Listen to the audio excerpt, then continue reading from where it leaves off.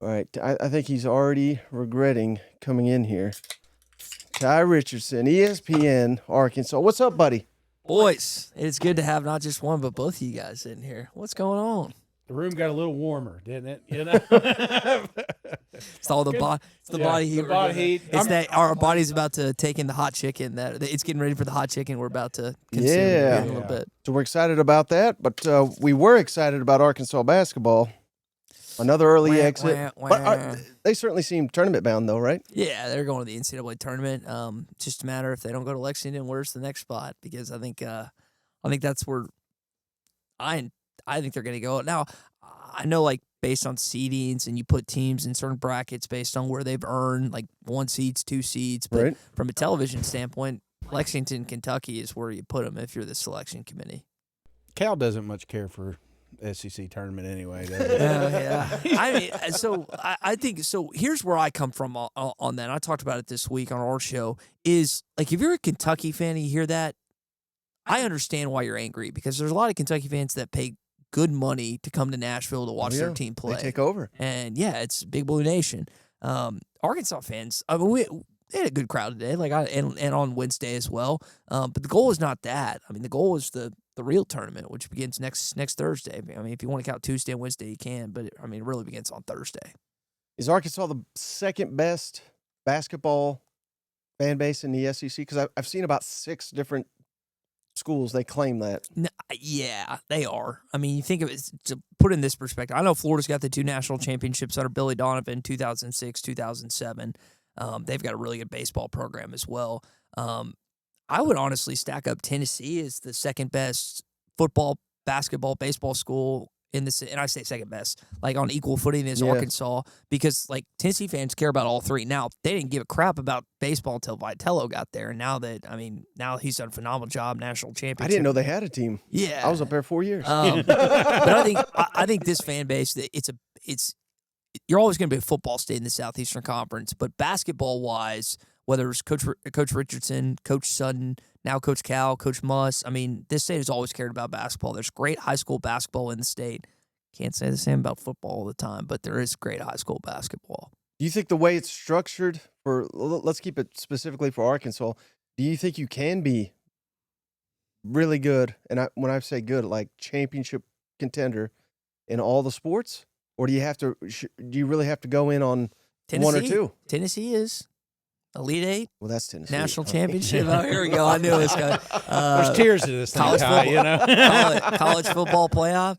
I mean, I think that's a legitimate question, though, in the NIL, when you're paying for players. I think we have to see what happens after this 21.5 plus another 3.5 gets 4.5, whatever it is, gets passion for the scholarships and the revenue sharing and everything else. I think because what we've had since July 1st, I think 2021 is going to look different than what it's going to look like post this July, whenever it comes down, whenever this officially gets done. We're going to have a new landscape of college sports. And it's, like you said, it's a matter of, hey, well, what can you balance? Like Arkansas, for example, reportedly has hired a GM from the Boston Celtics, not just for the basketball team, but for the entire athletics department. And so he's got to balance not only the highest producer of revenue, which is the football team, but all the other sports on campus, which some are deemed ancillary just because they don't make as much money, Mm-hmm. Do you ever see just a buy-in? Again, I love your quarterback. I think he's fantastic. I think he's a real game changer. But you look at teams like Mizzou, Ole Miss, some of these programs that kind of just pushed all their chips to the middle of the table. Do you see Arkansas ever doing that, saying, "Hey, we got something special here. This is the year that we're going to invest more into our players"? It did in basketball. Apparently the highest paid, but here's my thing. I don't think the fan base is fully on board with Sam Pittman. They love him as a person. They like how he's a representative of the University of Arkansas. He wants to be the head coach. No one disagrees with that. But to say that Arkansas is fully on board with Coach Pittman is not true. It's just not. And I want him to succeed. I want them to win 8 or 9 games this year. Is that going to happen? Probably not. I think if Shannon, it's a good question. I think they would have to get a guy that you are fully on board. Like Cal comes in and fan base is like, there's still some like doubters and stuff. Like I still have questions and they're fair and I think they're warranted. But fan base was like, holy cow, we got a Hall of Famer. It would have to be someone of that equivalent to fully push all the chips in it on football. Yeah. Is there a short list? I'm just curious. Like, he's calling for Sam's head right now. No. I mean, in March. Let's just say Sam says, "Hey, this is the last year. I got a good hip. I want to go do other things." And he says, "I'm done with college football." Is there like a wish list of somebody you wish you could have? And is there somebody maybe he's more on College Game Day right now? I mean, people. I know people have tossed out a variety of names. Rhett Lashley has the connect. Like if I just said, Tye toss us some names. So you got Rhett Lashley, who's the connection right now at Arkansas. Being that he's an Arkansas kid, that's the one where I think a lot of people's mind goes. Eli Drinkwitz, the connection to Arkansas. I just don't know. Like, so I kind of joked about it earlier. Arkansas doesn't have high school football talent relative to other SEC schools. It's not close. Like Nashville has Memphis, Tennessee has Memphis, Nashville, Knoxville. There's tons of good football talent. It's grown exponentially, especially in central Tennessee where we are right now. Arkansas doesn't have that. Little Rock doesn't produce. The highest metropolitan area in your state does not produce football talent year in, year out. That's a problem. So if you're a head coach and you're thinking, all right, how do I set myself up for success in future years? How do I guarantee my family is not just set up for life, but my grandkids and stuff? You're not going to Arkansas because the SEC terrain is already difficult, and there's not just like a locked-in fertile recruiting base there. So that's a difficulty that not a lot of other coaches in the SEC have to. They have obstacles like everyone else does, but that just home base. I know you're 4.5 from Dallas, and you're 5.5 from St. Louis, and you're 3.5 from KC. But you don't have in your own backyard. That's kind of a big deal. Yeah, I was gonna say they got to start mining Texas, and so we play Texas, we play A&M, we play Oklahoma, and they'll play some combination of that annually.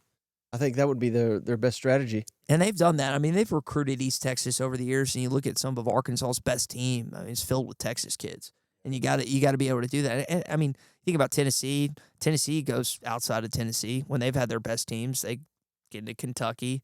They'll go into Georgia, of course. They'll go to Alabama. I mean, you can't just be locked in your home state, but it is a disadvantage that legitimately no other SEC team, like even Kentucky, who you think is like a basketball state, has more blue chip talent in football year in, year out than Arkansas does, which is a problem. Who is your biggest rival right now in the SEC? Because I feel like Arkansas doesn't have that true rival. Still football? Yeah. I mean, most fans will say Texas. I mean, Ole Miss is always up there, LSU, but I mean, Missouri didn't even make the top 3. Did you hear that? Recency, because they keep kicking Arkansas's ass. But why I get back in the day, but I'm 42 years old and I've never watched a true old school Texas Arkansas matchup. Is this just something that we're saying that because our papaws did it, or is this something that you truly feel over there in Arkansas that Texas is a rival? The dynamic in Fayetteville, like the college itself, you've got obviously a good chunk of the state that elects, I'm going to send my kid here, and they come here, and like Little Rock kid, didn't apply anywhere else. I was going to Fayetteville, and I'm glad I did. A lot of my friends are Dallas and Texas kids because they didn't get into Austin or they wanted something different. They were tired of living in Texas. And Fayetteville's like people think you're walking in and this is like hick town, no electricity, they don't wear shoes, whatever. And then you get to Fayetteville and you're like, this is kind of dope. Like, this is cool. So you've got these Texas kids that already hate Texas because they feel like shunned by the university. And so they buy into that culture at 18 years old.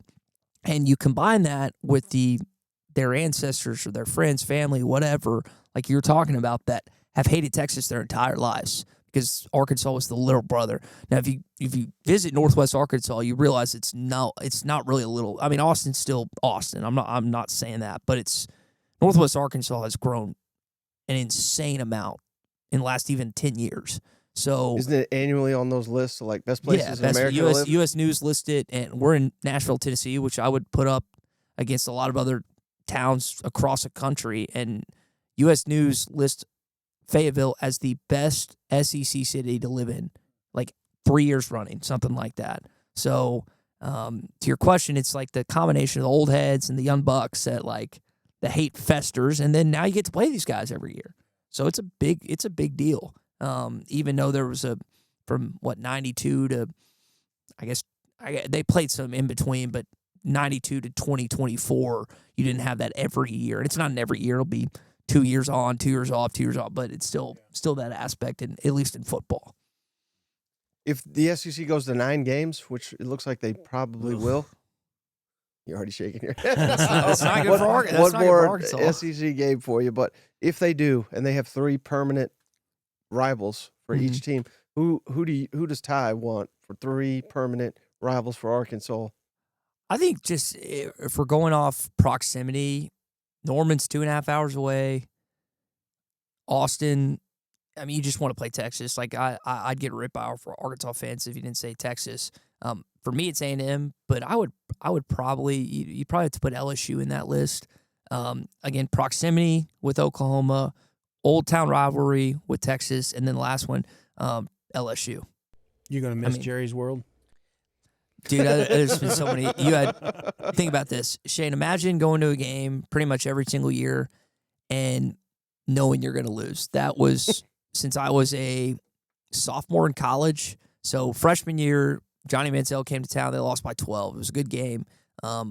Texas A&M was just more athletic, just better. In 2014, A&M's like 6th in the country. We blow that 14-point lead in the fourth quarter. From 2014 to this past season, with the exception of 2021, A&M has won every single game. And Arkansas still leads the series, but I mean, people ask me all the time, it's like, why do you hate Texas A&M? And they have their weird rituals and cultish-like things, but it's because of... You weren't a cheerleader? No. What's your favorite dance? But they have just the audacity to beat Arkansas in the most painful way every single year. It drives me insane. And I mean, I'll have A&M fans that say just worthy things in my group, or my messages or whatever, and that's deserved because the Arkansas keeps losing, and I can't really say anything until they actually win a freaking game, which they haven't since Traylon Burks. So I'm just gonna it's back in Fayetteville this year, so maybe the tide changes, but no one in Arkansas. Just can you explain to the fans, because if they just stumbled across this podcast, explain the Little Rock situation for just the common fan. So for if you're an SEC fan, I guess Ole Miss, was it Memphis and Jackson? I think they would occasionally play for Alabama and Auburn. It was Birmingham. I don't know. Georgia, Jacksonville. Yeah, Jacksonville. So, and that's still ongoing, and Kirby wants it done. But Arkansas, like Fayetteville, used to not have lights. Donald W. Reynolds Razorback Stadium did, War Memorial did. Since Northwest Arkansas has grown, football team, college, everything else, they can afford lights, amongst other things. And they slowly started trickling games out of Little Rock, which the college institution is in Fayetteville, so the games need to be there. And this is coming from a Little Rock guy. Like, if there's anyone that grew up in Little Rock, watch Matt Jones throw it to DeCorey Birmingham for Miracle on Markham back in 2002. I was in that section where Matt threw it to him. So if anyone that should defend Little Rock, it's me. But I want the team to win. And so you've got Central Arkansas money that wants to keep at least a game there in Little Rock or something, and the rest of the state, and I say Central Arkansas, it's Eastern Arkansas, maybe a little Southern, who can't get up to Fayetteville for every game or even a game because it's cheaper in Little Rock than it would be Fayetteville. And so you've had this way for so long, it's so hard for people to let it go. They're playing Arkansas State there this year, and it's supposedly going to be the last game, unless it gets political, which very could. I mean, Arkansas very much could turn this into a political thing, and it would be bad for the football program. Sam Pittman and others have had to balance what they say because they don't want to lose donors from Little Rock and Eastern Arkansas and oil money down south. There's so much politicking back and forth. Don't step on people's toes. But again, if you care about Arkansas football having the most success, then give them a chance to play in their home stadium as much as possible, especially with the 9-game you alluded to. In the Little Rock stuff, A&M stuff's already ended. Hopefully that happens starting in 2026. Now, you can't have recruits in Little Rock, right? No. Is that okay? Yeah. I knew there was some negatives just besides the fan bases having the games down And there. like the team has enough negatives. Like I talked about they're first off, they've gone 6-6, 4-8, 6-6 the last 3 years.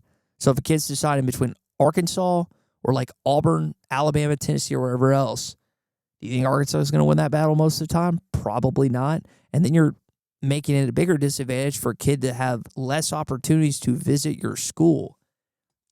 It's like, hey, let's shoot ourselves in the foot. Let's just pull the trigger on our own feet. It drives me insane. This has been a Debbie Downer podcast. What are you most we're about to have a hot excited chicken. about Come on. about Hot this Arkansas hot chicken this coming up. football season? Football wise, I want to see what jump Taylor Green can take. If you go back, the best game he had in SEC was against Tennessee. Before you guys, cheap shot at them. That was, dude, you talk about, I'm in the Tennessee section for that game, and I wanted you guys to come.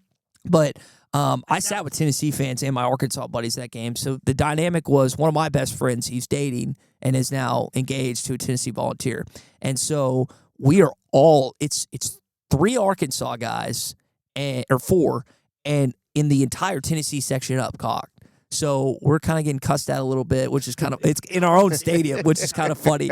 But yeah, I think Taylor just to get better. But like, my thing is like, he lost Andrew Armstrong. He lost Isaac Tesla. He lost his best pass catching targets. Andrew was a dog. He was second or third best wide receiver in the SEC with Williams, Trey Harris, and him. He had a lot of SEC categories that he was in the lead of. So I just don't know who he's going to throw the ball to. Taylor might be better. But if you don't have guys on the outside that can make plays, it's not going to matter. So positives, I guess, it's just Taylor be better. Zaven Sori's back. He's going to be an all-SEC guy. Cam Ball's back, all-SEC guy. I'll tell you this. You want a hot take? Texas fans are going to hate. They're going to win in Austin in November. And it's not because Arkansas is a great team. It's not because Arch Manning's going to choke against the Razorbacks. It's because that game is sandwiched between Georgia and Texas A&M. You think Texas is going to give a flying you-know-what about Arkansas that week? Hell no. Arkansas will go into Austin and win that game. It'll be close, but they will win, just like it was this year in Fayetteville. They'll win that game. And that'll be just enough to save Sam Pittman's job, just like the Tennessee game. You know what? Dude, I think of Arkansas sports, and I think of lisinopril, my blood cholesterol or blood pressure medicine, and it's like the roller coaster that your sports go through. Gosh. All sports, it's like extreme highs, extreme lows, and I feel like we were just talking about it yesterday. We were the game we like is the Ole Miss game.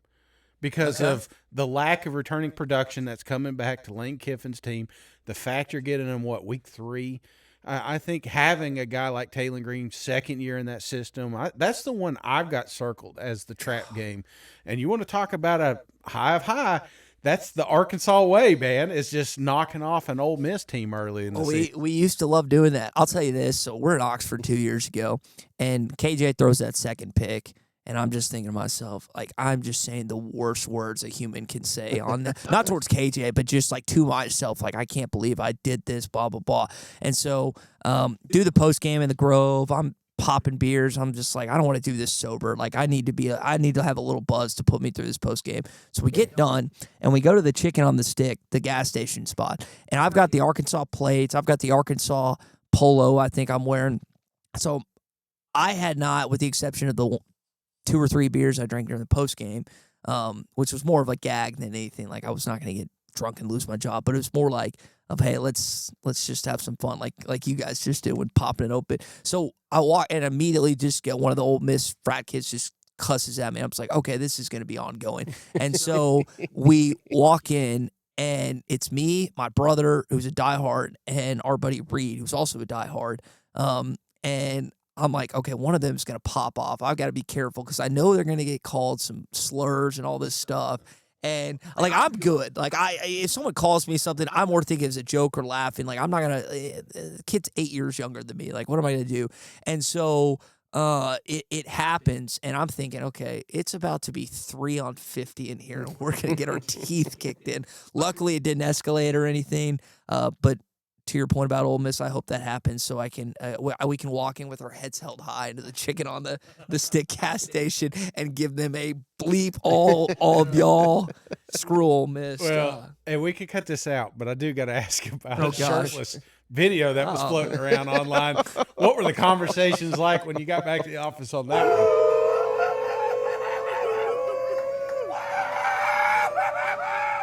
Well, so my boss is actually my co-host too, so it's a very interesting dynamic.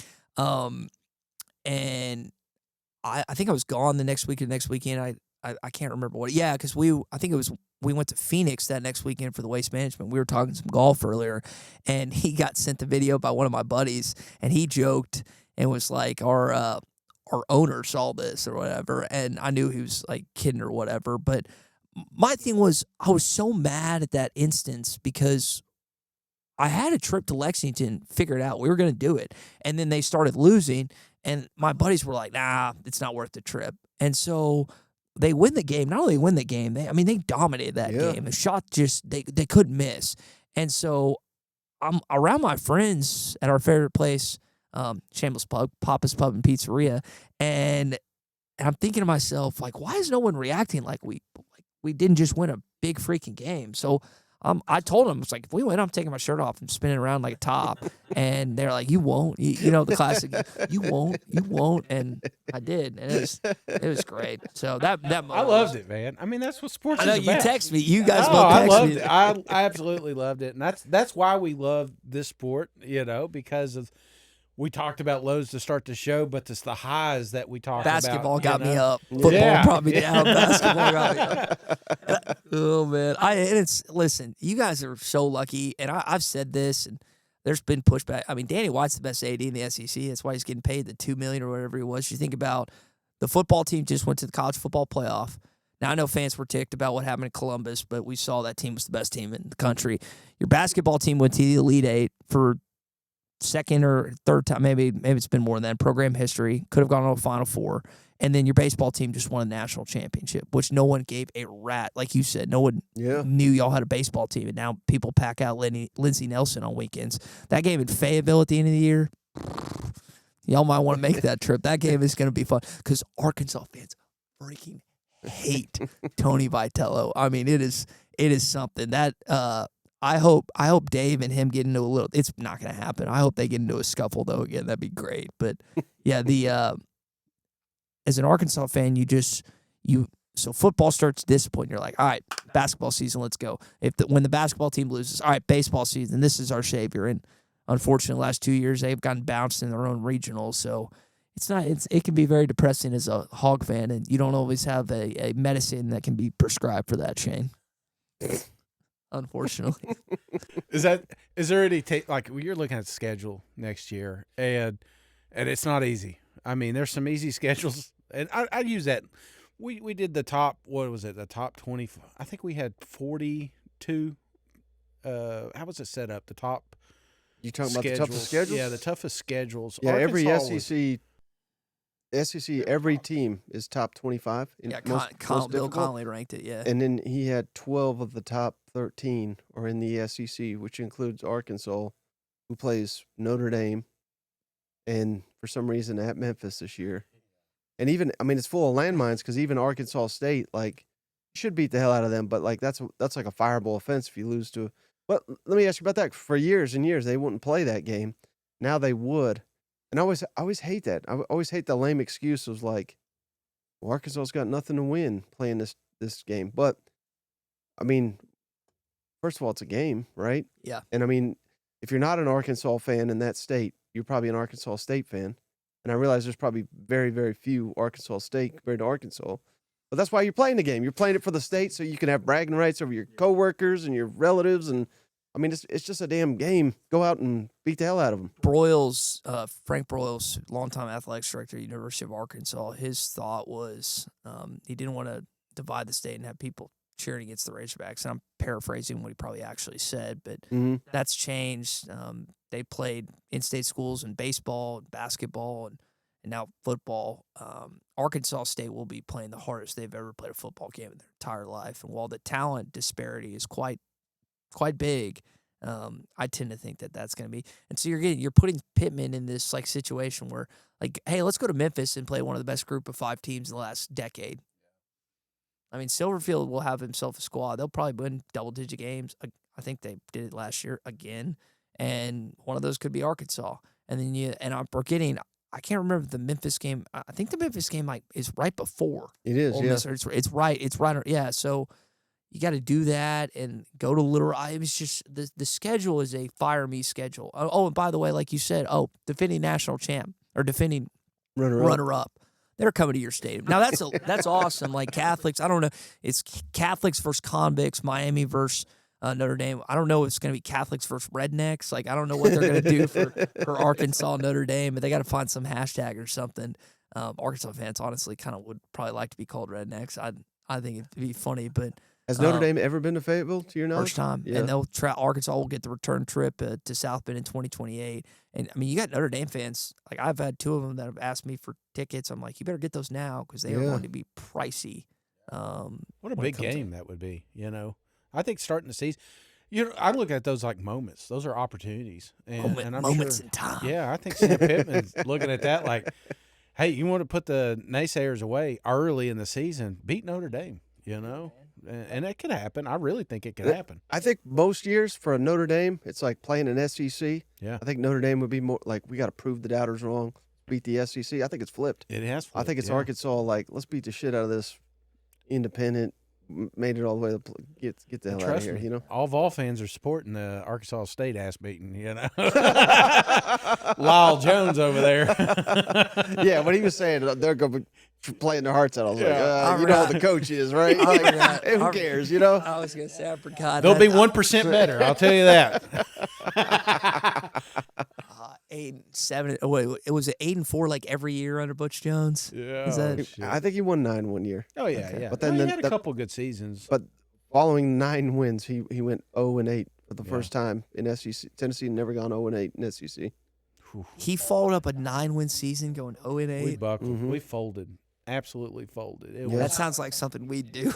I think it was like some stats that really drove me nuts. Like the first time we'd not had someone drafted in the NFL draft. You know, it's like these are stats that we kept for years, streaks, and then all of a sudden they're broken because of Lyle freaking Jones. Man, so to me, and I think we've talked about this, I mean, college football is better with Tennessee being good. And I hate saying that because, I mean, not 98, 2001. I mean, there's been some great games where, you know, Arkansas has come up short. It's been painful. Now, luckily, we got the better of y'all 06 on College Game Day, but and 99 too. I can't forget that. But when that burnt orange, not I'm saying burnt orange, when that orange, not the other burnt orange, but is in the realm of college football as a top dog, it's good for the sport. Like, it's just when Bama and they, like, the fact that you guys were like us 07 to old why am I blanking on y'all's quarterback that went off 2 years ago? Help me on this. And then Hooker? Yeah, when Hooker finally said when Manning gets on game day and goes, Hooker's he used a Morgan Wallen reference, and I'm like, okay, they're gonna win this game tonight, and they did. But when he finally broke it, I'm like, okay, maybe we can finally beat Alabama. Never did. Nick Saban retired. He said, "See you, Arkansas, never lost to you." But yeah, it's good to see not just the third Saturday in October game go back and forth a little bit, but also Tennessee being good as long as they don't beat Arkansas. And speaking of Danny White, he's trying to get back. I don't know, I know you're not like a Tennessee historian, but they used to play Alabama every year, and both teams wore the home jerseys. That's kind of sick. He's trying to get that back because for whatever, it's like against the rules where you can't have two. But it's weird because UCLA and Southern Cal do it all the time. Is it a penalty in the SEC, or is it a fine or something? I don't know what the official holdup is, but I know he's trying to get that back. Like Greg Byrne. Yeah, playing in his can If over we'll there. donate toward his NIL. That was wild. So, like, the two things that we don't talk about Alabama athletic director very often, but like the two things, the the NIL thing where he's basically like, "We need you, Alabama fans." Sarah McLachlan playing in the background, and then oh gosh, and then the court storming where it's like, yeah, they should have to forfeit the game. That was just like, yeah, that's gonna go over well, Greg, with the SEC. Oh, that just will never happen. No, that's just not fair, right? He's not high up on the hatred scale for Tennessee fan. I mean, no, most Tennessee fans don't know who Greg Byrne is, do they? No, probably not. I think they're fans of him, given that Okay. he's torpedoed Alabama's athletics program. They probably Tennessee fans probably like Kalen DeBoer. They're like, you should stay yeah. here a while. So it was funny. Like, you have these off-season conversation. I was like, there is no way that Alabama doesn't lose 3 games this fall. There's just no shot they don't. And I know they had some close ones. I mean, that Georgia win was unbelievable. You're thinking, all right, maybe you're wrong. Then they fall to Tennessee and some other teams. Vanderbilt, Diego Pavia. We're in his hometown, or not his hometown. We're in his city right now. Yep. But that fan base is going to get volatile real quick, and they already have. And watching them cannibalize themselves will just be great for every other SEC who has just gotten just the absolute you-know-what kicked out of them by that school for the last better half of 15 years. For every good game Kalen DeBoer had at Alabama, he followed it up with a horrible performance, and they're not going to tolerate that. Nope, there's an expectation that is in Tuscaloosa in football that's unlike anything. I couldn't meet those expectations, even if I was a good football coach. There's no chance that I would take that job after Nick Saban. You never follow a legend. I don't care what connection you have to him. I don't care how great you think the situation is. That is just, you're walking into a disaster if you do that, and he has. Well, speaking of expectations, I appreciate you coming in every year. I expect you to be here every year. And next time that we meet, let's say 2026, we're sitting back and we're talking about the successful season that the Razorbacks had. For them to exceed in football, for them to exceed those expectations, which are low to fans, I mean, just outside the SEC, maybe inside Arkansas's rooms there, what needs to happen? Is it just Taylon Green and Bobby P take that next step, or is there something else? Is it the defense? Is it the offensive line? Is there something that maybe in the back of your mind is kind of a question mark, but if it hits, we could have a lot of success here? So they had a coaching change. Darren Wilson left to take the Georgia State defensive coordinator job, and then I think he might have gotten picked up by Florida. I haven't looked at. Once an Arkansas coach leaves, I kind of forget about him, just to be honest. But they've got continuity, at least within the staff. Bobby's back for the second year with Taylon, like you talked about. So maybe just like guys playing with one another, knowing what their coaches expect. Is their talent going to stack up against the top dogs in this league? No. I think the expectation, I mean, if they get to 7 or 8 wins, that'd be – I mean, I'm just hoping for 6. So that would be outdoing my – and I'm talking regular season. Bowls, don't – whatever. I'm talking about, like, can you get to 7 or 8 in the regular season? Defensively, like, you use Lando. What did you call Landon Jackson again? What was your nickname for him? Hitman. Hitman, yeah. Damn Hitman. I swear, it was so good to see him too, man. I hate that he got hurt, but he is just he was an absolute beast. And he did well at the combine. So I would say that you lost like him, Andrew, Jaquinda, and some other guys. The guys that you added click.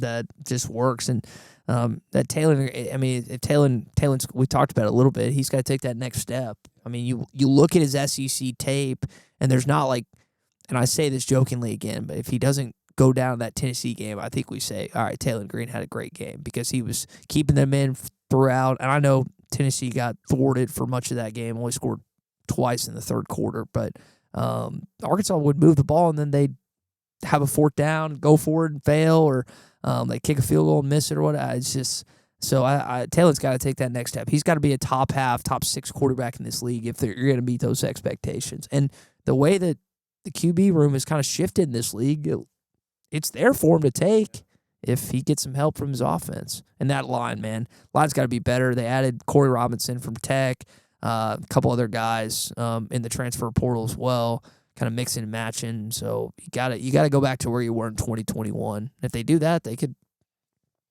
Who knows? No, I love Taylon Green. I'm a huge fan of him. I think as far as ceilings with the quarterbacks in this league, he's top 3 for me. 6'6" runs a 4.6. Just a gamer though. I love how he finds that first down. He's willing to sacrifice his body, and unfortunately that kind of hurt him toward the end of the season. But I don't know, man. I feel like this is a kid that kind of started figuring out a little bit toward the end of the season. And if you could have paired that to some of those games early in the year, Arkansas has a different record at the end. Yeah, I don't think there's any question. Arkansas's, again, their inability to close games, Oklahoma State, probably the most notable with what happened last season. That's just been an unfortunate tag with Sam Pittman. The Tennessee game ended up not being one. But if you go back and watch that final play, Nico had a guy open the back of the end zone. You just throw the ball, and I would probably jump out of 521. That would do it. We wouldn't be doing this right now. It would be over. But yeah, there's the line is so thin for Arkansas when it comes to like mental mistakes, and they had a good chunk of penalties last year, which is also like you just can't do that if you're Arkansas. And again, I feel like you guys are asking for if this was basketball or baseball, it'd be a little more easier to get it up. But it's like this football program right now. The fact that I could be excited about 7 or 8 wins just shows you the difference of level of SEC fandom for Arkansas fans versus other fans in this league. Like if you guys were excited about 7 or 8 wins, like if you were like, yeah, you Tennessee fans, you should be excited about that, they'd revolt against you. But it's kind of the difference right now. But I mean, we've been there. I mean, Tennessee was there, Butch. brother. I mean, we were in that desert too. Dooley, God, sitting at the bar with you, watching everybody else play bowl games. So But when you get out of it, there's this appreciation, and I feel like you're kind of experiencing a little bit of that with the basketball. It's just a matter of time before it happens with football. You don't stay down long forever. It just doesn't. You can't be Vanderbilt, right. And Vanderbilt, they got success close to a top 25 team. So I don't know, man. I feel like it's there. I feel like the sources are there that it could happen. It may not happen this season, but I do think that Arkansas football will be back before you know it. You guys alluded to the schedule earlier, and we've talked about that a little bit. So in 2026, you'll get paired with the other teams that you haven't played, right? So depending on how the schedule shakes out, now that includes Alabama and Georgia, which Georgia is still going to be one of the alphas in this league, but you just don't know what those other teams will look like, and Arkansas could benefit from maybe some better matchups that way, which you take. I'm guessing that the 20 maybe 2027 you'll see 9 games. Maybe it is next year. Who knows? But either way, you'll have a change and a shift after one season at home, one season on the road, and then we'll see what happens in 2026. Well, you talked about Sam Pittman, again, popular figure, but maybe there's not optimism there with a lot of fans. Well, does Bobby Petrino give him? Because it seems like we've talked about anything that goes wrong, it's Sam's fault. But if something they do right, it's like, boy, that Bobby, he can call a play. It's a tough spot. The sunglass memes come out, Yeah. Is that what is that the position that Shane's in? If like things go right, you get all the credit, and if things go wrong, exactly. Yeah, that's exactly right. No, that's a good way to put it, because I think a lot of people think when they have offensive success, it's all Bobby's doing, and when there's a late game situation that fails, then they blame it on Sam. So he gets all the blame and none of the credit, which that's not usually how it goes for a head coach. But I think he kind of understood that was what's going to happen, and I again at least appreciate that standpoint where he knows that that's how it is, and he's okay with it. A lot of egos in this league that wouldn't be okay with it. And I'm not saying he's egoless. Every SEC coach has an ego to a certain extent. But that is something that you at least have to, as an Arkansas fan, to appreciate about him. Is there the biggest like what if in Arkansas? Could be any sport, but if there's any in football, that like if only this happened, if only that happened, that it feels like just a huge missed opportunity. I guess it You probably would be 98. Yeah, wouldn't it? 98. 98, 69 against Texas. You go for it on fourth down. You could have kicked the field goal and made it. I guess it would have been a 3-possession game if memory serves me right. 69. If Bobby doesn't get on the What are you talking about? 69. If Bobby Ty's doesn't talking about games at 69 like he was there. if Bobby doesn't get in that wreck, if Reggie Fish doesn't muff Mom that would have stayed with Dad if we would have just won at 69. my gosh. Yeah, there's plenty. I mean, there's countless games and moments you can point to. Reggie Fish done that punt against Florida. Arkansas probably still would have made the championship because USC just obliterated them in Fayetteville that season. But because for years and years, I felt like Tennessee and Arkansas, they were like cousins that they didn't even know they had. Where it was like you can get close, but you can't have it. You know, even in the baseball, that was rough. Think about 06, 07 and those championships. So Arkansas plays Florida tied, Tennessee plays LSU tied.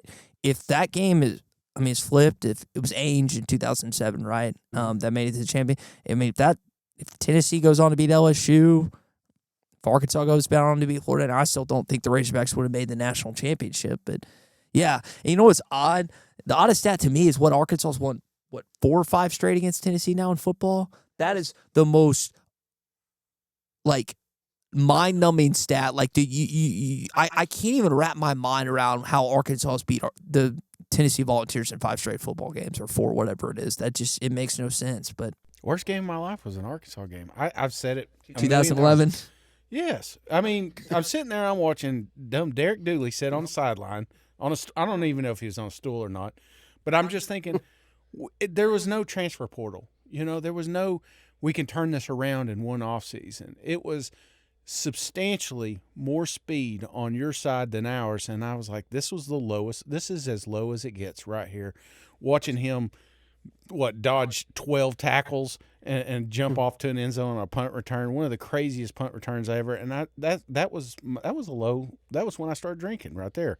You know, so after that, hear that, Joe? You caught Shane to drink. So, but there's been but Arkansas has those games, you know, and that's one thing.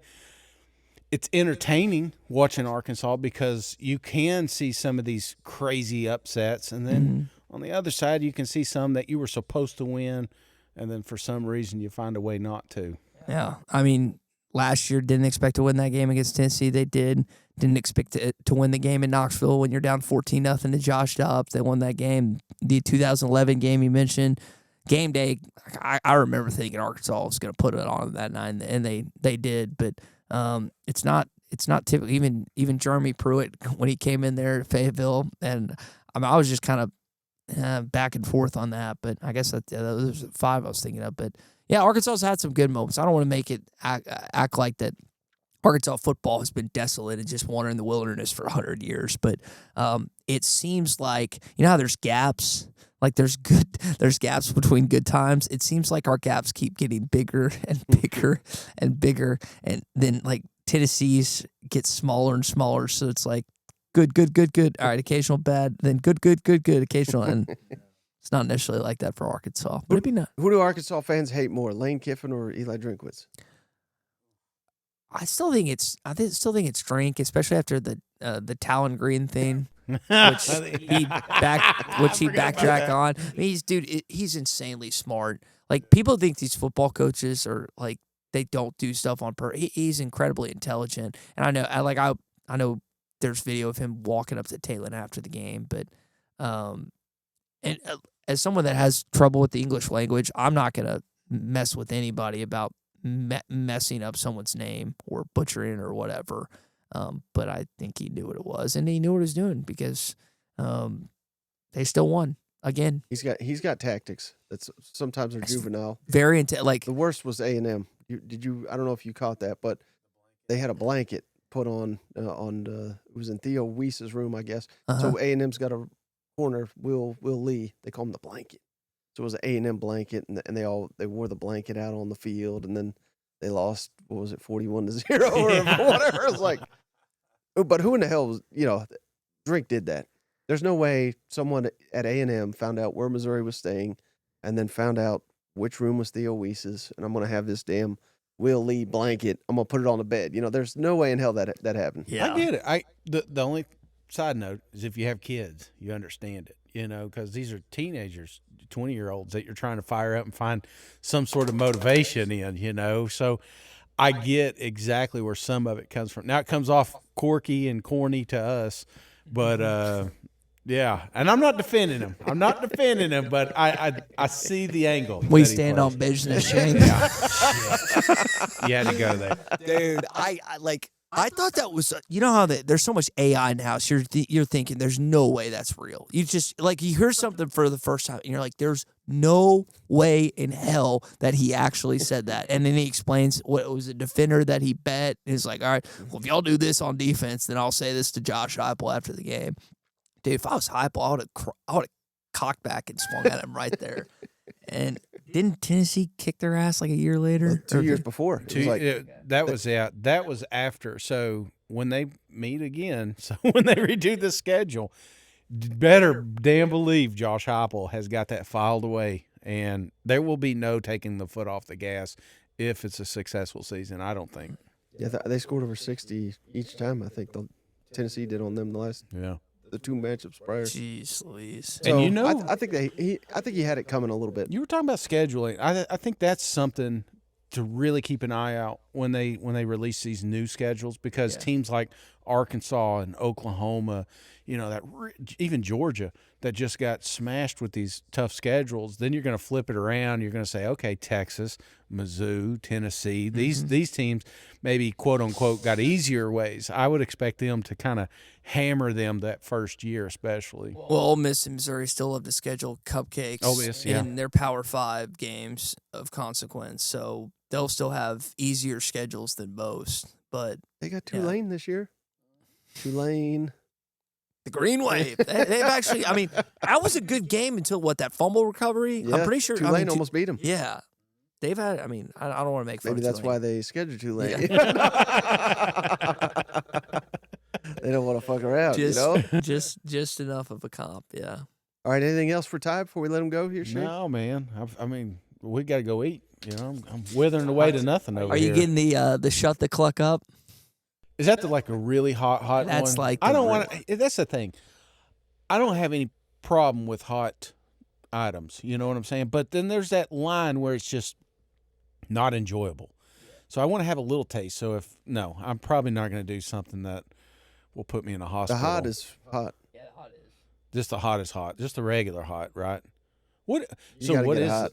what is the order? What's the go-to order? I think I don't know what the first one is, but maybe like mild, then medium, then hot, and then there's one more. Let's shut the cluck up. No, and then There's one in then between, yeah. And then the next one is We're going hot, right? Are we? yeah. It'll be hot. Yeah, you'll like it. All right, let's do it. All right. Before we go, tell everybody how they listen to your stuff, find you on social media. Yeah, at Tye Sports Radio on X, and then you can watch our radio show every day from now 9 to 11 on Hit That Line on Facebook, YouTube, X, and also what's the other one? Twitch, and there might be one more that I'm forgetting about. YouTube, yeah, all those. So all those platforms, and we try to have fun just like you and Shane do each and every day. The card said it's full. I don't know if that's going to be a problem, but it's like blinking. I don't know if you want to, we could continue without my video. The ratings would go down, but